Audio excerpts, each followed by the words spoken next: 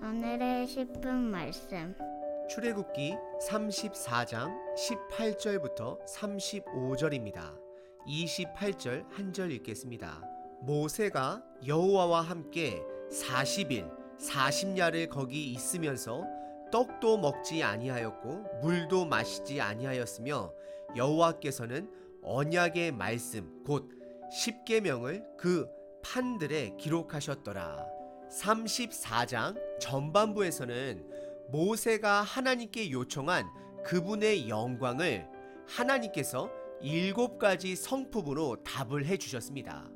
그리고 가나안 땅에서 그들이 지켜야 하는 2가지를 말씀해 주셨습니다. 첫 번째는 이방 민족들과 조약을 맺지 말 것, 그리고 2번째는 그들의 예배 장소를 다 없애라 명령하였습니다. 오늘 본문에서는 우리들 삶에 반드시 있어야 할 예배의 패턴을 강조해 주시고, 이어서 하나님의 영광의 뒷모습을 본 모세의 얼굴에 드러난 광채에 대해 말씀하십니다. 오늘 본문을 통해 2가지를 점검해 보시면 좋을 것 같습니다. 첫 번째는 내 삶에 나의 믿음을 지키기 위해 나에게 있는 예배의 패턴은 무엇들이 있는지 점검해 보시길 바랍니다. 그리고 2번째는 내 삶에 모세의 얼굴에 드러난 그 광채, 즉 나를 통하여 복음의 광채가 드러나고 있는지를 점검해 보시길 바랍니다. 오늘 본문은 2가지로 구분할 수 있습니다. 첫 번째는 하나님이 강조하시는 예배의 패턴을 말씀하십니다. 그리고 2번째는 모세의 얼굴에 드러난 광채 사건입니다. 첫 번째 부분은 18절서부터 26절까지 10계명 중 중요한 부분을 다시 한번 강조하십니다.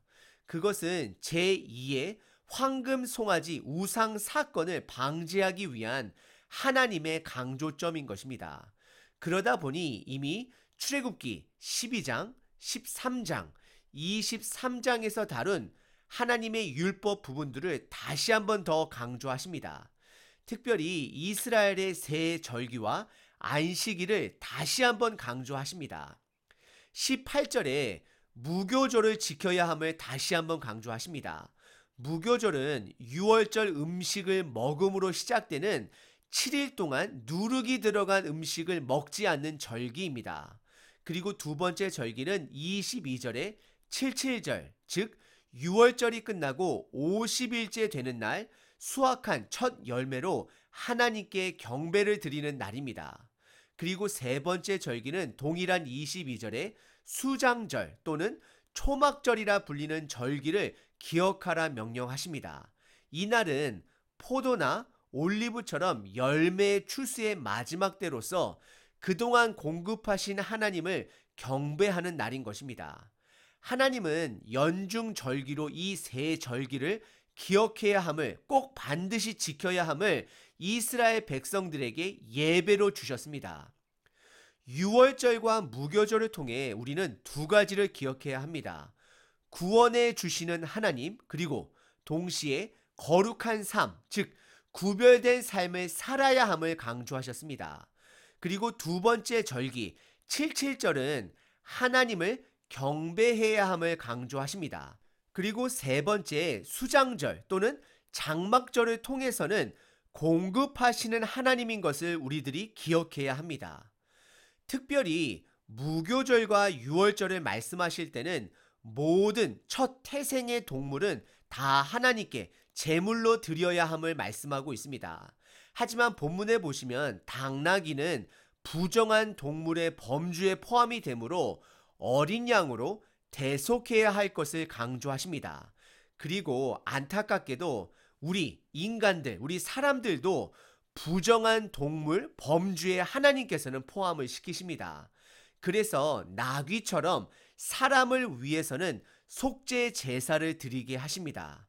하나님은 이스라엘 백성들에게 이 3가지 절기를 통해 그들의 믿음을 지켜주시고, 더 나아가 부정한 사람들을 위해서는 누군가는 반드시 속죄 제사가 필요함을 가르쳐 주시고 있는 것입니다.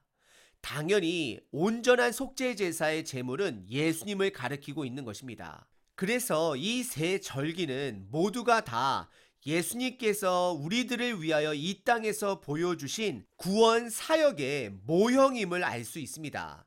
이스라엘의 첫 유월절에 첫 장자를 위해 죽은 양은 예수님의 그림자가 되는 것이고, 무교절날 누룩이 들어가지 않은 음식을 먹는 것은 예수님의 삶처럼 온전한 삶, 구별된 삶, 즉 나만의 십자가를 날마다 지며 살아가야 하는 것을 말씀하시고, 칠칠절, 즉 오순절은 예수님께서 우리들에게 보내주시기로 약속해 주신 성령님을 기억하는 날이 되는 것입니다. 그리고 수장절은 마지막 때에 온전한 구원 그리고 온전한 심판을 이루시는 예수님을 드러내고 있습니다. 그래서 고린도 전서 15장에서는 예수님을 잠자는 자들의, 죽은 자들의 첫 열매다, 즉 첫 사람으로 죽음에서 부활한 자로서 앞으로 우리들에게 다가올 온전한 구원의 모습 또한 보여주셨습니다. 그리고 더 나아가 21절에 안식일을 강조하십니다. 하나님은 이스라엘 백성들이 광야 생활을 시작할 때부터 6일 동안 아침에 내려주시는 만나를 공급하여 주시고, 7일째 날은 쉬는 날로 이미 알려주셨고, 십계명을 통해 다시 한번 공식적으로 안식일을 반드시 지켜야 함을 가르쳐 주셨습니다.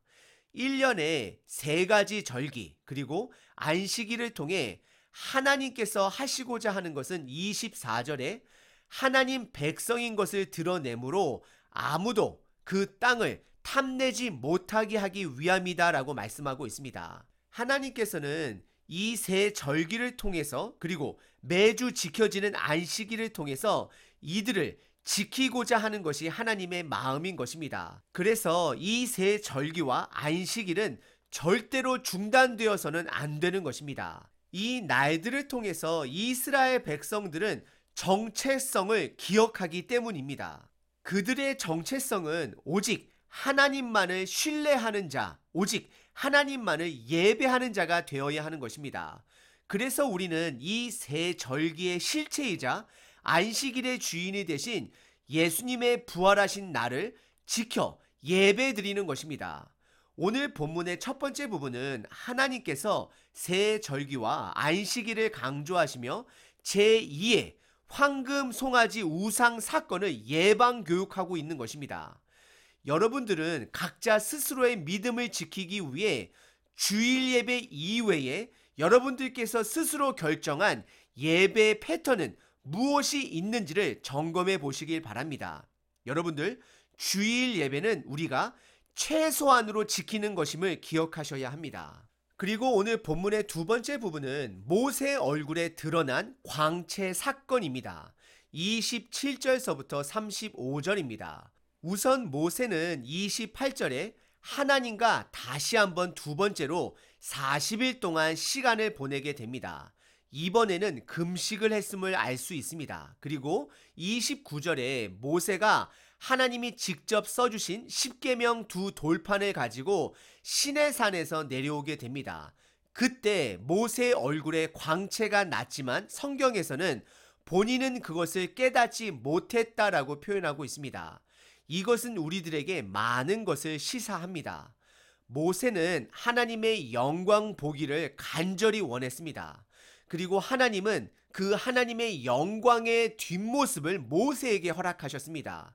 그리고 모세는 그것으로 인해 그의 얼굴에 광채가 나기 시작합니다. 하지만 그는 그 광채를 본인은 깨닫지 못합니다. 우리들이 하나님과 깊은 교제를 할 때에 비로소 우리 삶에 하나님의 영광의 흔적이 묻어 나오는 것입니다.